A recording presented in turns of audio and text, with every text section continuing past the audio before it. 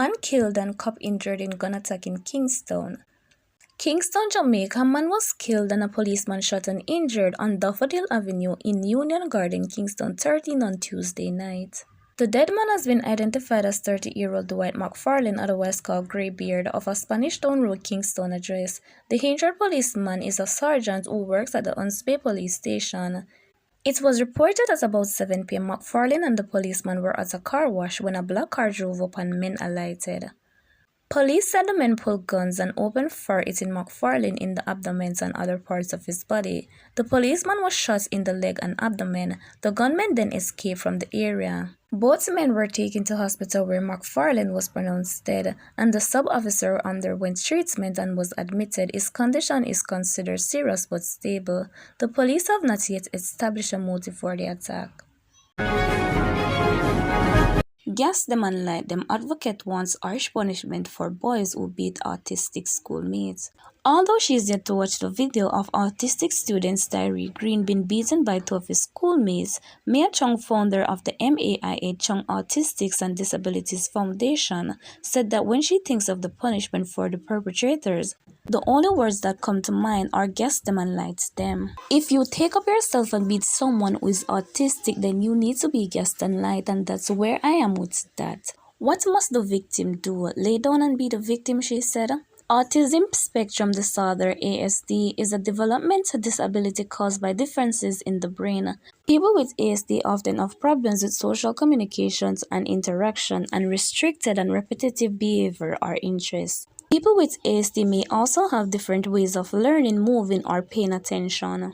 Chung said she believes that Green's condition may have been the contributing factor in his bullying, and that more awareness needs to be spread in public schools about the disorder. Reflecting on the incident, she linked it to comments from Minister and National Security Dr. Oris Chung, when she urges members of the security forces not to miss when returning fire from gunmen. I agree with him, because if somebody is shooting at you, you are going to say, "I am over here, shoot me." Or are you going to shoot back if you are armed? Chung reasoned opening that the similar thought pattern should be employed with the boys who beat up their autistic schoolmate. Somebody is unable to defend themselves intellectually or is different and is beaten so severely. You might not have it that autism plays a role in a lot of this bullying. Gas them and light them. That's all I have to say, she reiterated. Third person dies following Mandeville crash. Manchester, Jamaica. Third person has succumbed to injuries sustained in Tuesday night's two-vehicle crash on the Winston Jones Highway near Mandeville. 11 people were injured in the crash. The identities of those killed in the crash, which involved two taxis, have not yet been released by the police. A news team source said one of the victims was employed as an orderly at the Mandeville Regional Hospital and was on his way home from work when the crash happened. Preliminary reports are that shortly before 9 p.m., two taxis, a Toyota Wish and a Toyota Probox, were traveling on the highway when they collided. The impact of the crash resulted in the Toyota Wish overturning. Several occupants of that car were flung from the vehicle. The injured people were rushed to hospital by passing motorists and the police. 2 people were pronounced dead on arrival at the hospital. The third person succumbed while undergoing treatment. 11 people were admitted up to late Tuesday night. Bert Samuels, attorney at law representing Vybz Kartel co-accusation Storm, is now disheartened by the Privy Council's decision to not admit new evidence in their murder appeal. "I am disappointed, but I have other grounds which I am confident that we should be able to put a very good case for him.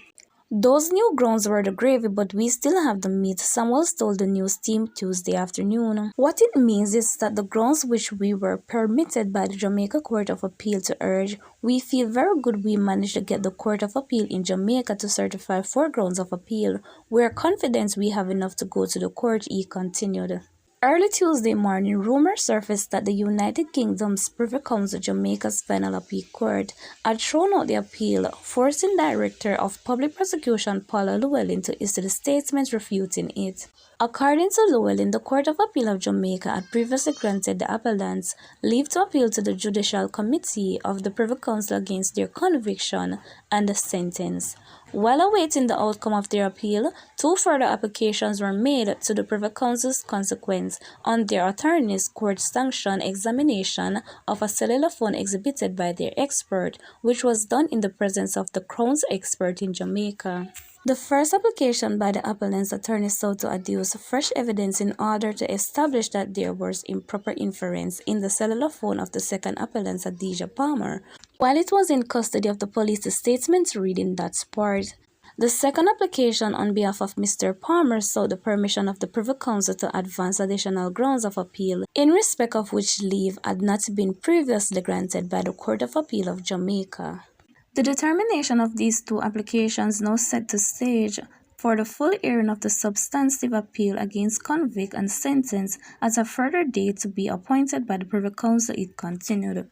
Samuel said his clients, as well as the other applicants, were informed of the Privy Council's decision weeks ago. The letter from the UK court was dated February 15. We had 2 weeks ago went and informed all the clients what happened on the effect of it. They are way ahead of the Jamaican press and they knew what exactly happened, so it was no shock to them when they heard the fake news that came out today, said Samuels. Several efforts by the Jamaica Observer to speak with Vybz Kartel's attorney Isaac Buchanan were unsuccessful. Sean Storm, given name Sean Campbell, is a former member of Vybz Kartel Adidja Palmer Portmore Empire. He was convicted along with his mentor on April 3, 2014 for the murder of Clive Lizard Williams in 2011. Co-accused Kahira Jones and Andre St. John's were also convicted. All received life sentence from Justice Lennox Campbell. The men were arrested on September 29, 2011.